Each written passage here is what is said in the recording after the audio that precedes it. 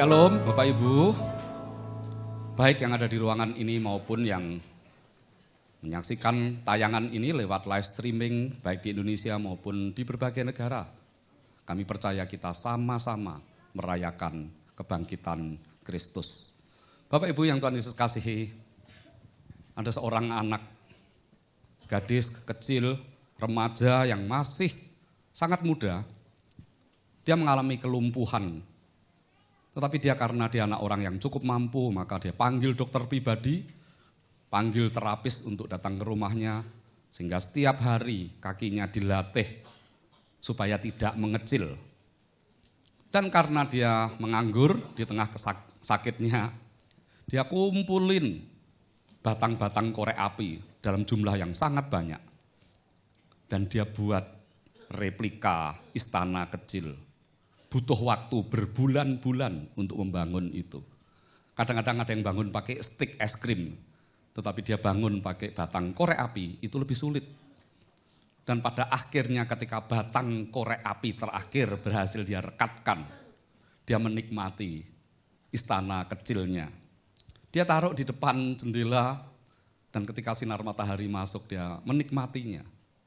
Tiba-tiba adik laki-lakinya yang memang sedikit usil, dia ambil itu, dia bawa lari turun ke bawah. Gadis ini takut kalau hasil karyanya berbulan-bulan ini jatuh dan berantakan. Dan dia susul adiknya dengan melompat dari kursi rodanya, dia lari turun sampai ke lantai yang ke bawah. Dan adiknya kaget, loh kok bisa ngejar aku Ci? Kakaknya juga bilang, loh iya kok gak apa-apa aku? Rupanya selama ini seharusnya dia sudah bisa. Tetapi rasa takut itulah yang membuat dia tidak bisa berjalan. Dan sejak hari itu dia tidak lagi pakai kursi roda. Mungkin kita merayakan hari ini, merayakan kebangkitan, tetapi sebagian dari kita mungkin masih dihantui oleh rasa takut. Ada yang dalam minggu-minggu ke depan ini, ada yang menghadapi operasinya di Penang, ada yang menghadapi operasinya di Singapura, ada yang menghadapi operasinya di Surabaya. Dan rata-rata mereka BB saya dan berkata, Pak doain tanggal sekian, sekian, sekian. Bahkan ada yang di Malaysia berkata begini, Pak kalau bisa terbang kemari ya, setelah doain pulang lagi. Luar biasa. Kalau mau stay beberapa hari juga boleh kok. Dan saya berkata, saya doain aja ya lewat telepon ya. Nanti kalau pas saatnya hendak dioperasi, tolong telepon saya, dekatkan handphonenya. Bapak Ibu yang Tuhan Yesus kasihi, saya percaya kalau mereka punya iman, mereka bisa bangkit. Hari ini mari kita bisa belajar dari firman Tuhan di dalam Yohanes 11 ayat 17 sampai 27. Tema khotbah saya hari ini adalah dibangkitkan oleh kebangkitan Kristus. Mari kita lihat, kita bisa dibangkitkan oleh kebangkitan Kristus. Mari kita baca bersama-sama Yohanes 11 ayat 17 sampai 27. Maka ketika Yesus tiba, didapatinya Lazarus telah 4 hari berbaring di dalam kubur. Kalau 4 hari berbaring di dalam kubur, kira-kira masih segar enggak dagingnya? Sudah mulai membusuk, mulai decay, mulai hancur, proses pembusukan terjadi. Betania terletak dekat Yerusalem, kira-kira 2 mil jauhnya. Di situ banyak orang Yahudi telah datang kepada Marta dan Maria untuk menghibur mereka berhubung dengan kematian saudaranya.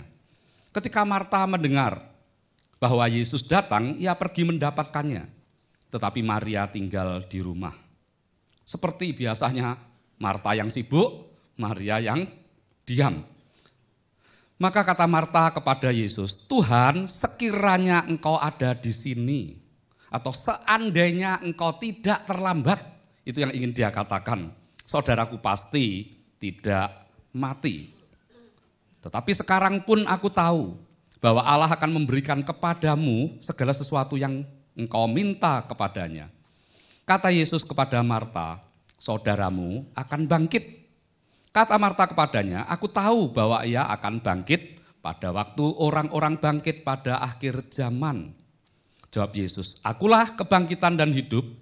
Barang siapa percaya kepadaku, ia akan hidup walaupun ia sudah mati. Dan setiap orang yang hidup dan yang percaya kepadaku tidak akan mati selama-lamanya.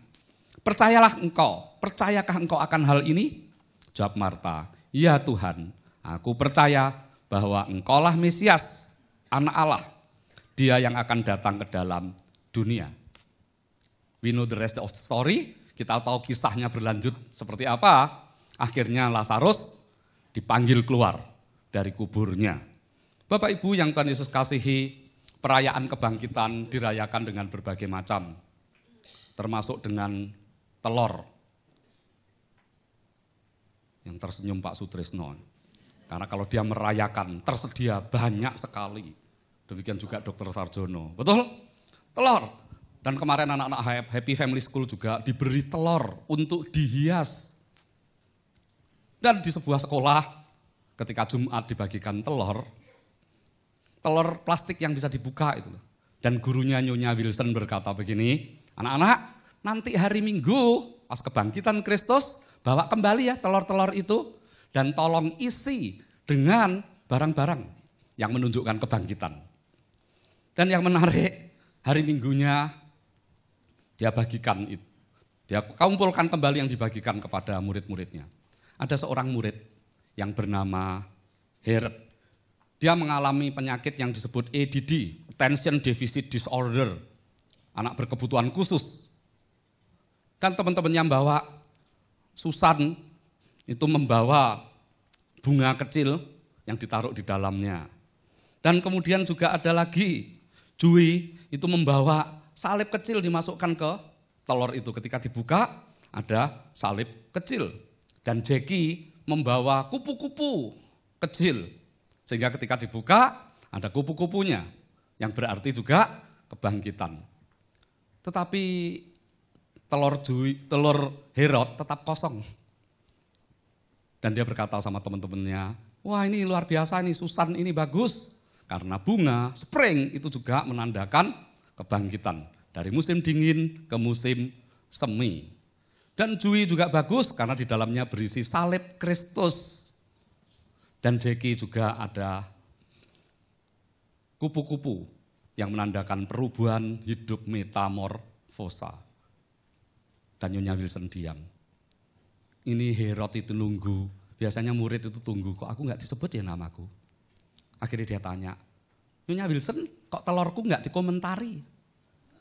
Dan Nyonya Wilson berkata begini, loh telurmu kosong loh, kamu nggak bawa apa-apa loh. Dan Herod justru berkata begini, Nyonya Wilson, bukankah kebangkitan itu kubur Yesus juga kosong? Loh, gurunya tersentak, berarti paling benar, betul? Loh kalau di dalamnya masih ada barangnya nggak bangkit dong? Ciami, hebat ya?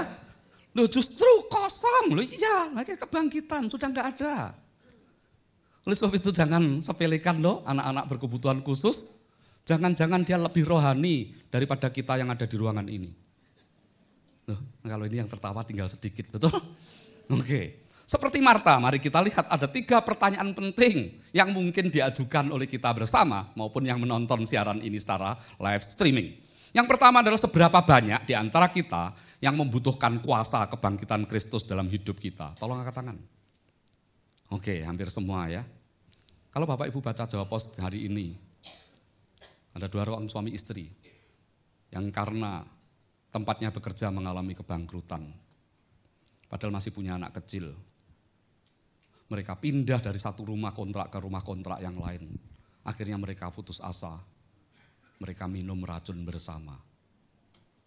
Lihat, kehidupan kadang-kadang bisa sangat tidak adil bagi beberapa orang. Ngeri. Mungkin mereka juga tidak merasakan itu, kuasa kebangkitan. Ada orang yang berkata begini, manusia bisa hidup 40 hari tanpa makanan. Yesus puasa 40 hari tanpa makanan, masih minum. Musa malah 40 hari, 40 malam tanpa makan dan minum. Itu puasa yang tidak dianjurkan karena harus ada intervensi ilahi. 40 hari. Ada yang berkata kita tahan 4 hari tanpa minum.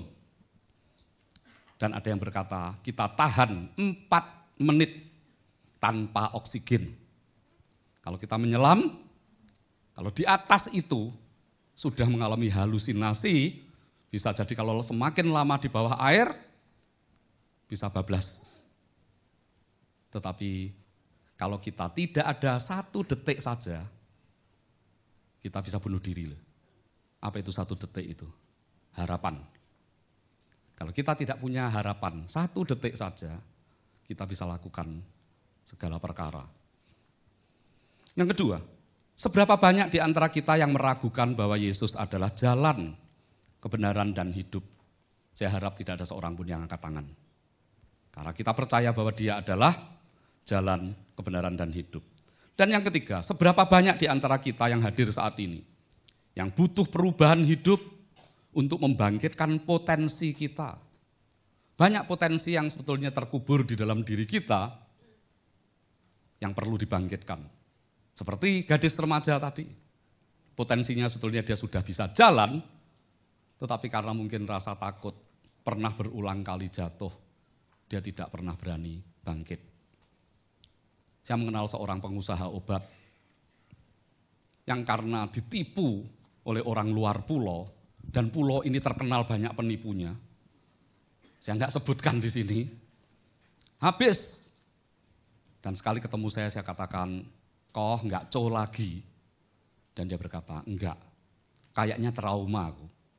Dulu aku habis semua gara-gara ditipu." Potensinya untuk bisnis masih ada, tetapi rasa takut itu yang membuatnya tidak bisa bangkit. Hari ini mari kita belajar menjawab 3 pertanyaan ini dengan Yohanes 14 ayat 1 sampai 7. Tolong persiapkan ayatnya, kita baca. "Janganlah gelisah hatimu, percayalah kepada Allah, percayalah juga kepadaku. Di rumah Bapakku banyak tempat tinggal." Kata rumah yang dipakai di sini ada yang terjemahkan dengan kata mansions, a house with many rooms. Sebuah rumah besar dengan banyak kamarnya. "Jika tidak demikian, tentu aku mengatakannya kepadamu. Sebab aku pergi ke situ untuk menyediakan tempat bagimu." Kalau kita mau pergi, baik tur maupun pribadi, kadang-kadang kita pesan online, hotelnya di mana, berapa jumlahnya. Sebentar lagi Asyir HFC akan mengadakan retreat, dan sudah booking kamar di seluruh hotel yang ada habis, bahkan jumlah kamarnya kurang sebetulnya untuk seluruh Asyir. Kalau tidak dipersiapkan begitu, kita berangkat, tiba-tiba nggak ada kan masalah. Dan di sini dikatakan, "Aku sudah mempersiapkan, menyediakan tempat bagimu. Dan apabila aku telah pergi ke situ dan telah menyediakan tempat bagimu," ini yang penting, "aku akan datang kembali dan membawa kamu ke tempatku, supaya di mana aku berada, kamu pun berada. Dan kemana aku pergi, kamu tahu jalan ke situ." Kata Thomas kepadanya, "Tuhan, kami tidak tahu kemana engkau pergi, jadi bagaimana kami tahu jalan ke situ?" Kata Yesus kepadanya, "Akulah jalan dan kebenaran dan hidup. Tidak ada seorang pun yang datang kepada Bapa kalau tidak melalui aku. Sekiranya kamu mengenal aku, pasti kamu juga mengenal Bapakku. Sekarang ini kamu mengenal dia dan kamu telah melihat dia." Dari bacaan firman Tuhan pada minggu ini, hari ini, ada 3 langkah yang perlu kita jalani. Yang pertama adalah percaya kepada hal-hal yang benar. Percaya. Mengapa diminta percaya kepada hal yang benar? Karena banyak hal-hal yang tidak benar. Saya baca berita lewat internet, lewat handphone saya. Banyak cerita-cerita yang beredar yang ternyata nggak benar loh. Contohnya monster Loch Ness. Pernah dengar? Monster Loch Ness, katanya di sebuah danau muncul sebuah monster seperti naga. Bahkan ada yang memotretnya.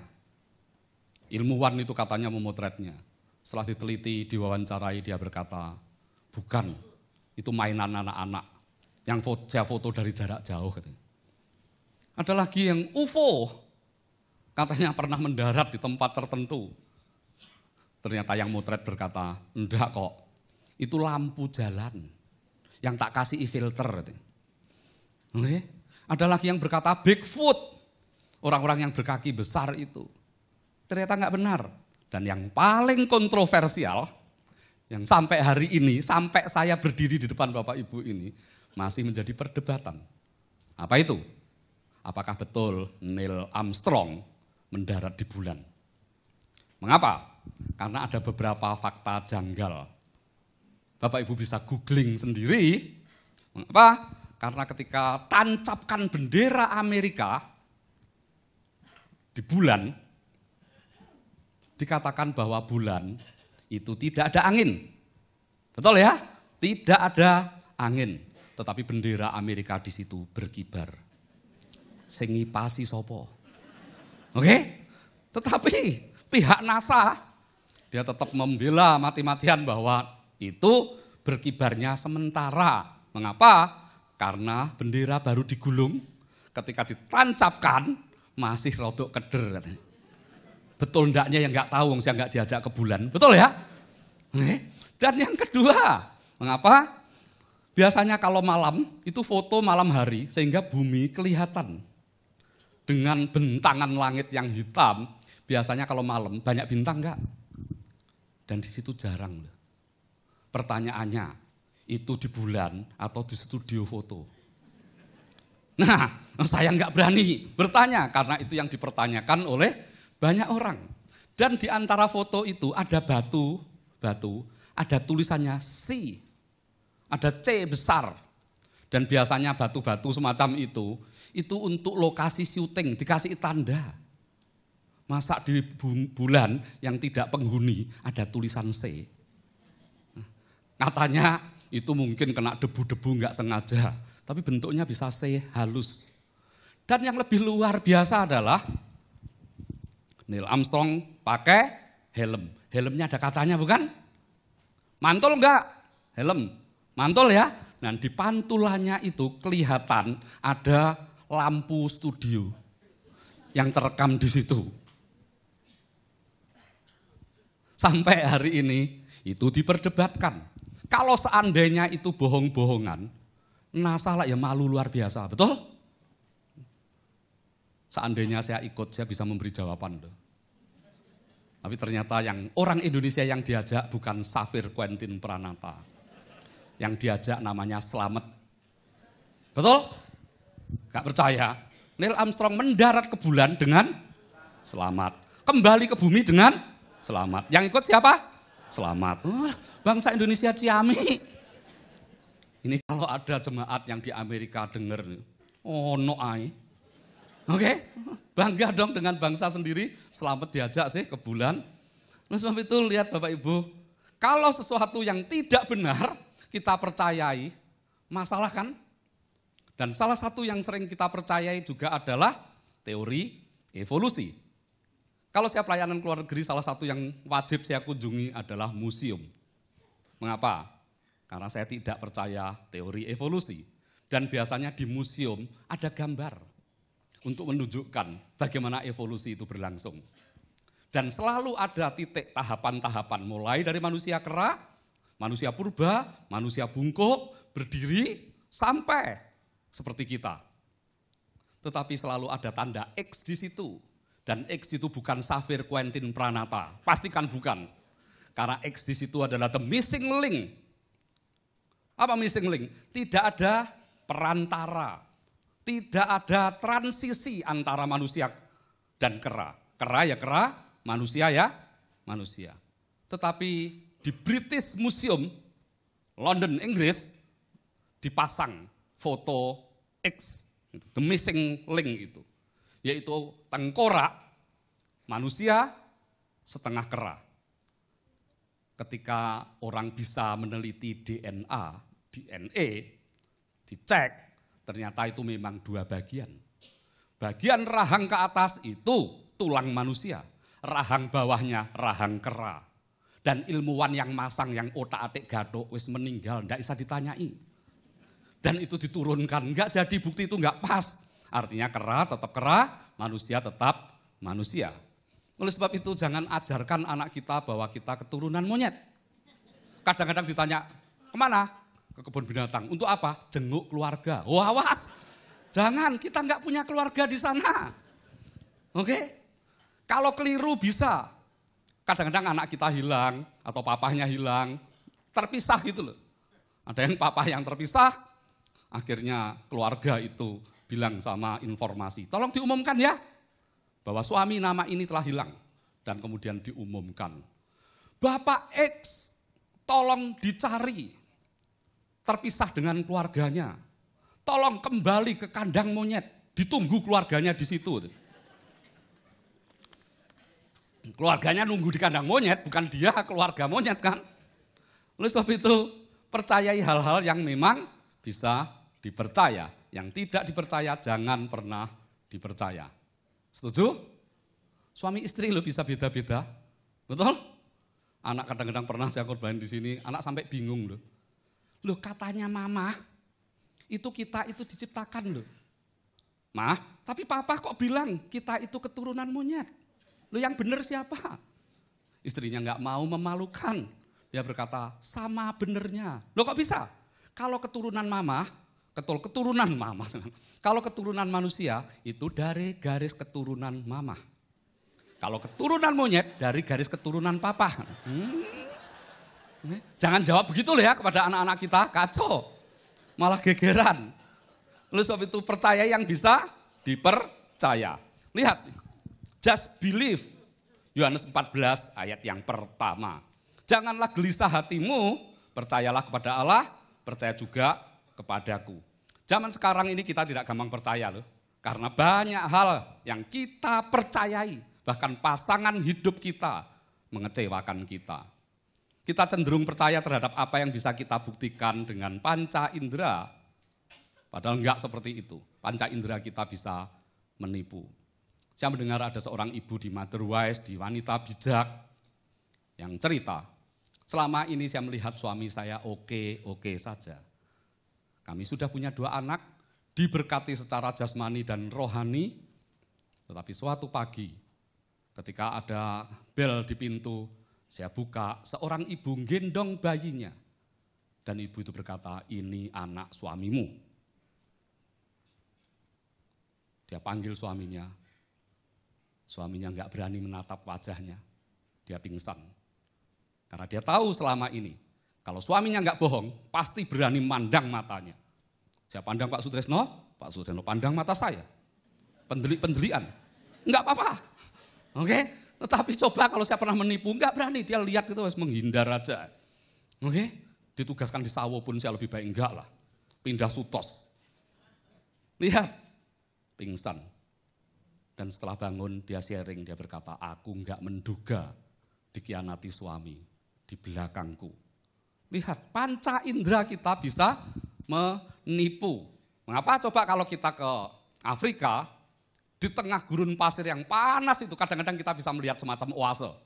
Ada air di situ. Jangan buru-buru seneng. Karena di Majen Sungkono pun kalau siang, kalau kita naik mobil kadang-kadang ada genangan air ya. Jangan buru-buru panas lepas baju nyemplung. Nyungsep ke aspal. Tuh. Itu namanya fata morgana. Karena uap panas itu kena sinar jadi semacam kena air. Oleh sebab itu mengapa firman ajarkan kita dalam Ibrani 11 ayat yang pertama. Iman adalah dasar dari segala sesuatu yang kita harapkan dan bukti dari segala sesuatu yang tidak kita lihat. Mengapa?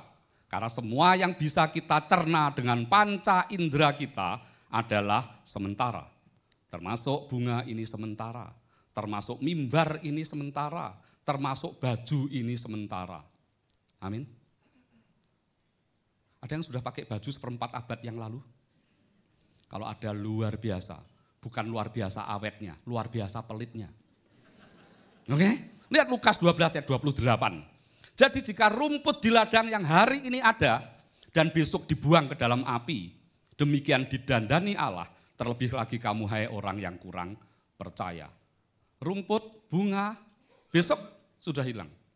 Kadang-kadang kita bingung ya ke rumah bapak-bapak, kalau kita pakai pulpen, apalagi yang fountain pen. Jadi artinya yang pakai tinta itu, lupa ditutup, kasihkan saku, blobor. Oke? Menghilangkannya ada yang pakai sitron, ada yang pakai lemon, ada yang pakai jeruk nipis, pakai Backlin, kalau kebanyakan brodol. Padahal ada cara yang sederhana untuk membuatnya hilang. Sampirkan di pagar depan. Sore lah hilang. Lo coba, ada pemulung lewat, wah lumayan ini. Yang kedua, percayai janjinya. Yohanes 14 ayat 2-3. Di rumah Bapakku banyak tempat tinggal. Jika tidak demikian, tentu aku mengatakannya kepadamu. Sebab aku pergi ke situ untuk menyediakan tempat bagimu. Dan apabila aku telah pergi ke situ dan telah menyediakan tempat bagimu, aku akan datang kembali dan membawa kamu ke tempatku. Supaya di tempat di mana aku berada, kamu pun berada. Bapak Ibu yang Tuhan Yesus kasihi, apakah janji firman Tuhan ini ya dan amin? Siapa yang mempercayainya? Kalau yang nggak angkat tangan tepun, percaya aja. Amin. Bapak Ibu yang tadi Yesus kasihi, mengapa? Dulu kalau saya beli buku-buku yang agak mahal begitu, istriku sedikit keberatan. Lama-lama enggak. Bahkan suatu kali saya diberi buku yang hampir 1000 halaman, istriku yang belikan. Judulnya All the Bible Prophecy, semua nubatan Alkitab. Ada sekitar 1000 yang beri jawaban. John F. Walford. Anda bisa beli di Amazon.com. Bukan promosi, nah aku nggak punya saham di situ. Tetapi buku itu bagus sekali, bahwa nubuatan Alkitab hampir semua sudah digenapi. Setuju? Saya kasih contoh, Tuhan berfirman, aku tidak akan membuat banjir seluruh dunia. Dan dia pasang busurnya. Hari ini, pernah nggak banjir seluruh dunia? Enggak. Adik istri saya ketika banjir di Jakarta, dia telepon, kok ini apa banjir Nuh lagi? Enggak, itu hanya Jakarta sebagian. Indonesia seluruh aja enggak, apalagi seluruh dunia. Janji juga, bangsa Israel disediakan tanah perjanjian. Digenapi enggak? Digenapi. Kita dijanjikan penebus. Yesus datang enggak? Datang. Nah kalau semua janji-janji itu sudah digenapi, kalau tinggal sisanya, apakah lebih baik kita percaya atau lebih baik tidak percaya? Kita cari karyawan, butuh track record. Betul ya? Kalau kita hutang di bank, dilihat rekodnya. Apakah selama ini Anda tertib bayar atau enggak? Kalau Anda tertib bayar, kemungkinan besar kredit Anda cair kok. Itu orang dunia. Apalagi ini yang memberi garansi adalah Tuhan sendiri. Pasti digenapi. Dan yang ketiga, percayai surganya. Yohanes 14 ayat yang keempat. Ini bagus sekali. Dan kemana aku pergi, kamu tahu jalan ke situ. Kemana aku pergi, kamu tahu jalan ke situ. Waktu saya masih tinggal di Queens Road, ini ada satu binatang yang sebetulnya binatang liar, tetapi menjadi jinak. Karena orang-orang bule itu enggak sembarangan makan seluruh binatang. Kalau di sini kucingnya dimakan. Coba datang ke Manado, kucing, tikus, kelelawar, waduh, semua kaki dimakan kecuali kaki meja. Oke, namanya possum. Possum itu bentuknya seperti tupai. Dan pertama kali yang mengenalkan binatang itu adalah Melinda. Saya sudah sekian lama tinggal di kota itu, di negara itu. Belum pernah. Suatu kali kami pulang dari acara Oikos, semacam family cell gitu kalau di Indonesia. Dan dia berkata, mau lihat possum? Loh, di kebun binatang? Enggak, di taman-taman umum. Dan kita beli roti sebentar, duduk di bangku taman, dicuwili, dilempar, tiba-tiba turun, serut gitu. Dan lucu, dilus-lus, enggak apa-apa, diitik-itik, enggak gigit. Kalau di sana, kalau di sini entek. Begitu dilus-lus, dekep, goreng di rumah. Oke, enggak ada binatang liar di sini ketakutan. Karena wajah-wajahnya tidak punya peri kebinatangan semua, betul? Oke. Dan possum dianggap adalah salah satu binatang terbodoh di dunia. Mengapa kadang-kadang di jalan raya kita bisa lihat possum yang tertabrak mobil, tinggal bangkainya. Apa betul dia bodoh? Enggak. Ada artikel judulnya The Possum and the Grave. Possum ternyata tidak sebodoh itu. Dia suka bersarang di pohon-pohon, ada lubang-lubang, kadang-kadang masuk di tanah-tanah. Yang menarik adalah begini, kalau ada lubang, dia tidak sembarangan masuk sebelum dia meneliti lubang itu. Seperti lubang kubur begitu. Ketika dia masuk, dia pastikan bahwa ada 2 jejak kaki. Artinya ada kaki possum yang masuk, ada kaki possum yang keluar. Mengapa? Karena kalau masuk saja tidak keluar, berarti di dalamnya ada ular. Berarti possum masuk, dimakan. Possum aja yang dikatakan bodoh bisa tahu loh, enggak sembarang masuk loh. Oleh sebab itu kalau kita masuk ke surga, percaya aja. Yesus dari sana kok. Setuju? Dia ke sini, ngejak kita kembali. Kalau saya ajak Pak Musa ikut ke Blitar, percaya aja. Saya tahu kok Blitar itu di mana. Sebelahnya New York. Nah, semua tertawa, betul kan? Lihat. Tapi kalau jalannya ke Blitar dari Surabaya, kadang-kadang nyasar juga saya. Kalau nggak ada GPS. Tapi kalau sudah di kota Blitarnya, yang jalan-jalan besarnya minimal tahu lah. Oke? Apalagi Yesus dari surga datang menjemput kita. Yakin nggak sampai ke sana? Coba lihat yang wajah ragu-ragu tepuk ini. Yakin aja. Setuju? Yang kedua, percaya kepada pimpinannya. Lihat Yohanes 14 ayat 6 sampai 7. Kata Yesus kepadanya, akulah jalan dan kebenaran dan hidup. Tidak ada seorang pun yang datang kepada Bapa kalau tidak melalui aku. Sekiranya kamu mengenal aku, pasti kamu juga mengenal Bapakku. Sekarang ini kamu mengenal dia dan kamu telah melihat dia. Kamu telah mengenal dia sebab kamu telah melihat dia. Luar biasa ya? Karena nggak bisa lihat Tuhan, tetapi lihat Yesus yang adalah Tuhan. Dan apa yang dikatakan oleh Tuhan Yesus? Yang pertama, akulah adalah jalan. Lihat 1 Korintus 11, 1-3. Jadilah pengikutku, Rasul Paulus. Rasul Paulus berkata, jadilah pengikutku. Kesannya sombong, padahal sama sekali tidak. Karena yang dia katakan adalah begini, jadilah pengikutku, sama seperti aku juga menjadi pengikut Kristus. Aku harus memuji kamu sebab dalam segala sesuatu kamu tetap mengingat akan aku dan teguh berpegang pada ajaran yang kuteruskan kepadamu. Tetapi aku mau supaya kamu mengetahui hal ini, yaitu kepala dari tiap-tiap laki-laki ialah Kristus, kepala dari perempuan ialah laki-laki, dan kepala dari Kristus ialah Allah. Ada anak-anak single di tempat ini, tolong angkat tangan. Yang masih single, yang belum married, itu harus kawin kabeh. Ada sebagian. Oke. Berapa minggu yang lalu, saya diundang gereja Allah Baik untuk memberi seminar tentang love, sex, and dating. Dan jemaat saya minta untuk mengumpulkan kertas. Siapa yang menjadi calon pasangan hidupnya? Kasih kriteria. Ada yang berkata ini, langsing, tinggi, putih, rambut lurus. Waduh. Tetapi saya pernah mengadakan acara yang sama di Kuala Resort. Dan yang mengumpulkan ada seorang gadis, dia nulisnya begini, calon suamiku harus lebih mencintai Kristus daripada mencintai aku. Itu kepala rumah tangga yang baik. Amin.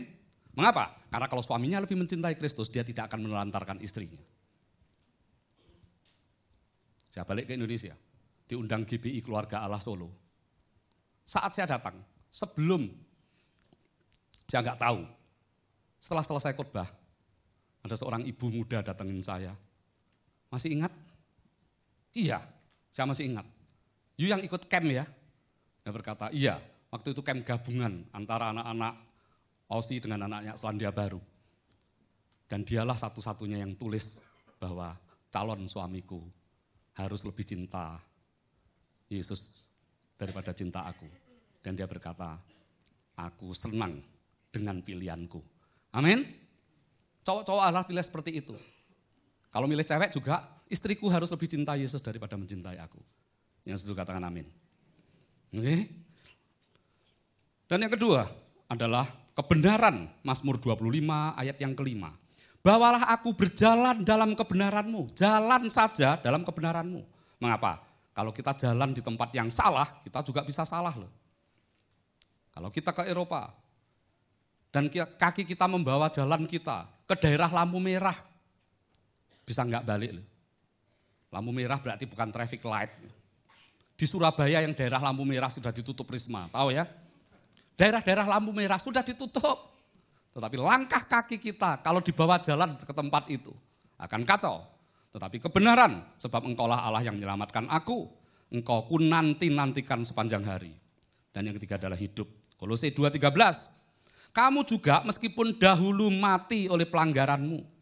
Dan oleh karena tidak disunat secara lahiriah, telah dihidupkan Allah bersama-sama dengan dia. Sesudah ia mengampuni segala pelanggaran kita. Mari kita lakukan tindakan prophetic words, prophetic action. Kita baca ayat ini bersama-sama sambil tepuk sebelahnya. Setuju? Oke, 1, 2, dan 3. Ayo, kamu juga meskipun dahulu mati oleh pelanggaranmu dan oleh karena tidak disunat secara lahiriah, telah dihidupkan Allah bersama-sama dengan dia sesudah ia mengampuni segala pelanggaran kita. Sekarang balik. Oke? Satunya, siap ya? Bilang ini, kamu juga. Amin. Sama dong.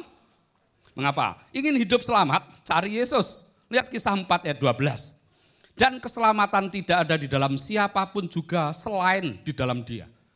Tidak ada kitab suci yang berani mengklaim seperti ini. Sebab di bawah kolong langit ini tidak ada nama lain yang diberikan kepada manusia yang olehnya kita dapat diselamatkan. Dan Alkitab itu ada di tangan kita. Amin. Pertanyaannya, sudah dibaca belum? Coba tepuk kiri kanannya, kamu sudah baca belum ya? Oke, jangan baca koran terus. Oke, baca Alkitab juga. Banyak orang mencari cara lain untuk selamat dan gagal. Saya punya teman, grup, namanya grup alumni Universitas Kristen Petra Surabaya. Anggotanya sekitar 30-an ya, anggotanya sekitar 30-an. Dulu saya diminta masuk, saya nggak mau karena grup itu buat baterai cepat habis, betul? Tapi teman saya Anton dari LA yang itu bilang gini, tak suggest ya supaya Mega sama-sama tinggal di LA, dulu kan deket sama kamu, biar invite. No harm, nggak ada ruginya kok kamu ikut. Akhirnya saya join di situ. Dan ternyata saya dapat kiriman banyak video-video yang memberkati saya. Salah satunya ada orang-orang tertentu yang mencari keselamatan dengan menyiksa diri. Dan salah satunya adalah dengan menusuk pipinya ini dari 3 pedang. Dengan 3 pedang, tembus. Yang satu lidah itu dipotong ini, garis-garis begini. Sambil menyanyikan pujian-pujian dianggap agar bisa masuk kerajaan surga. Tetapi Yesus berkata apa? Bahwa akulah jalan dan kebenaran dan hidup. Yesus adalah satu-satunya jalan yang diterangi oleh kebenaran dan diberi bahan bakar kehidupan. Coba kita ulangi kalimat ini, menarik ya. Yesus adalah satu-satunya jalan yang diterangi oleh kebenaran dan diberi bahan bakar kehidupan. Kalau kita hidup, enak ya? Bisa nari, bisa melompat. Amin? Enggak, diam aja. Ada 3 orang sahabat, mereka ngobrol. Dan kemudian mereka berkata begini, seandainya you mati ya, ini 3 orang ini. Kamu pengen yang layat itu loh, yang sedang berkabung yang datang, bicara apa? Yang satu berkata begini, aku rindu ketika aku nanti mati. Ada yang berkata begini, dia itu temanku yang setia. Aku sungguh kehilangan dia. Orang kedua berkata begini, kalau aku ingin lebih dahsyat lagi, seluruh kota ini berhutang terhadap dia. Karena dia adalah orang yang dermawan. Dan yang ketiga diam aja. 2 temannya tanya, kamu ingin apa? Ketika kamu mati, ingin orang bicara apa? Aku ingin ketika belum tutup peti. Orang itu ambil mic dan dia berkata, dia bergerak kayaknya belum mati, bangkit lagi. Ciami. Halo? Paling pinter, betul ya? Oke, bangkit lagi. Bapak Ibu yang tadi Yesus kasihi, rupanya kita ingin tetap hidup. Dan yang terakhir, ini kita paling senang ini. Terima pahalanya. Siapa yang gak senang terima pahala? Kita kecil aja kalau rajin ngasih PR, ngerjain PR. Kasih hadiah. Saya tanya, apa hanya anak kecil yang suka hadiah? Ini survei ya, survei membuktikan orang dewasa, kaya raya sekalipun tetap senang hadiah. Ya atau ya? Undian itu loh. Bela nih antri, hadiah payung cap gojing. Payung 15.000 ditunggu. Saya pernah dapat hadiah dari bank. Suruh ngambil. Harus diambil sendiri, tidak bisa diwakilkan. Saya kira hadiah gede ya. Sampai di situ hadiah t-shirt. T-shirtnya tipis, ono tulisannya bank gede. Ya ampun, ini sponsor suruh ngambil, bensinnya enggak nyucuk ini. Oke? Tapi setiap kita kan seneng. Kalau ada pesta-pesta, ada door prize, ditungguin enggak? Apalagi hadiahnya, ini iPhone 6 loh, ada 600. Semua tamu lah dapat. Suatu kali saya diundang di Shangri-La. Salah satu perusahaan emas yang menikahkan anaknya di situ. Yang nyumbang di depan itu ada Mercy kalau enggak BMW. Ada tulisannya untuk mempelai berdua. Saya kira untuk tamu. Dan door prize diundi itu emas lantakan. Emas lantakan. Dan ketika diumumkan, saya lirik punya saya, nggak dapat. Sebelah saya langsung, wih, loh, kamu dapat? Iya. Wajahnya langsung kayak rembulan. Dia berkata, ini Tuhan baik untuk saya. Ada apa? Bulan depan aku menikah untuk modal. Oh ciamik, Tuhan memberi kepada yang tepat. Betul? Tiap kita suka dengan pahala. Oleh sebab itu lihat, pahala ini yang lebih dahsyat karena datangnya dari Tuhan. Yakobus 1 ayat 12. Berbahagialah orang yang bertahan dalam pencobaan. Sebab apabila ia sudah tahan uji, ia akan menerima mahkota kehidupan yang dijanjikan Allah kepada barang siapa yang mengasihi dia. Apa yang Yesus janjikan? Yang pertama adalah aman, tentram. Saya dikirimi video oleh salah satu asir di Red Palace. Hati-hati ibu-ibu, banyak sekarang CCTV di depan rumah yang menyaksikan. Turun dari mobil, bawa tas, ditarik pakai sepeda motor, terjatuh sampai terseret beberapa meter loh. Ngeri. Bahkan ada yang sudah masuk ke rumah, masuk ke halaman rumah, orangnya masuk, tas dirampas, dibawa lari. Ngeri. Ada yang di dalam lift, ada pemuda masuk di dalamnya, ketika gadis itu mau keluar, tarik tasnya, dia mau masuk lagi, dorong keluar, dia turun pakai lift, lari. Apakah Anda bisa ngejar pakai tangga? Enggak bisa. Oleh sebab itu hati-hati. Semakin lama rasa aman semakin tidak ada. Dan biasanya itu justru ada di jalan-jalan di mana perumahan mewah ada loh.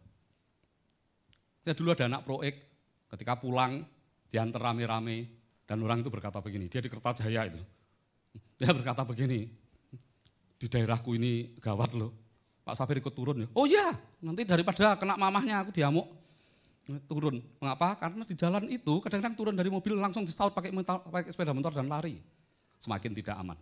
Tetapi lihat yang Tuhan Yesus janjikan. Yesaya 11 ayat 8. Anak yang menyusu akan bermain-main dekat liang ular tedung. Dan ini yang dahsyat. Dan anak yang cerai susu akan mengulurkan tangannya ke sarang ular beludak. Ada yang berani ketika di dalam lubang ada bunyi ular derik atau rattlesnake. Dan kita berkata, apa ya sing muni-muni jajal tak elus-eluse? 5 menit kita mati. Tetapi di sini anak-anak berani. Mengapa? Karena singa dan domba pun bisa rukun ketika Tuhan ada di situ. Dan yang kedua, damai sejahtera. Yohanes 14 ayat 27. Damai sejahteraku kutinggalkan bagimu, damai sejahteraku kuberikan kepadamu. Dan apa yang kuberikan tidak seperti yang diberikan oleh dunia kepadamu. Janganlah gelisah dan gentar hatimu. Yang terakhir, ini kita senang semua itu, sehat walafiat. Yeskiel 47 ayat 12. Pada kedua tepi sungai itu tumbuh bermacam-macam pohon buah-buahan yang daunnya tidak layu dan buahnya tidak habis-habis. Tiap bulan ada lagi buahnya yang baru, sebab pohon-pohon itu mendapat air dari tempat kudus itu. Buahnya menjadi makanan dan daunnya menjadi obat. Kita lihat konklusinya. Matius 11:28. Jika kita ingin dibangkitkan bersama Kristus, penuhi undangannya. Marilah kepadaku semua yang letih lesu dan beban berat. Aku akan memberi kelegaan kepadamu. Dan Yesus benar-benar memberi kelegaan. Bapak Ibu yang Tuhan Yesus kasihi, ada seorang pendeta, anaknya ketika diperiksakan dokter, dokter berkata, "Mbak pulang aja. Tinggal nunggu hari." Dan ini suami istri itu nangis karena ini anak satu-satunya. Suatu malam anak ini berkata begini, "Pak, gimana sih rasanya mati?" Papanya syok, mau jawab gak bisa, sudah hampir nangis, dia hanya tanya sama Tuhan, "Tuhan tolong beri hikmat aku untuk menjawab anakku." Dan Tuhan beri hikmat. Ketika anaknya tanya, "Pak, gimana sih rasanya orang mati?" Dia berkata, "Nak, kamu sering menonton televisi ya? Kalau kamu nonton film kartun, kadang-kadang kamu ketiduran. Dan saat kamu bangun, kamu di sofa atau di mana?" "Enggak, Pak, aku sudah ada di ranjangku yang hangat. Karena papa menggendong aku ke sana. Kadang-kadang aku belum terlalu tidur, aku tahu papa yang gendong. Masukkan kamar, aku selimuti, nyalakan lampu, tidur." Dan papanya berkata begini, "Hari-hari ini bisa jadi loh, kamu juga tertidur di ranjangmu ini. Tetapi ketika engkau bangun, Tuhan Yesus menggendongmu, dan engkau bangun di surga." Anak itu langsung senyum, dan itu adalah senyumnya yang terakhir. Karena dia mengembuskan nafas yang terakhir dengan penuh kepercayaan. Karena dia mempunyai Yesus. Kalau kita mempunyai Yesus, hari esok tetap ada harapan. Amin. Tuhan Yesus memberkati.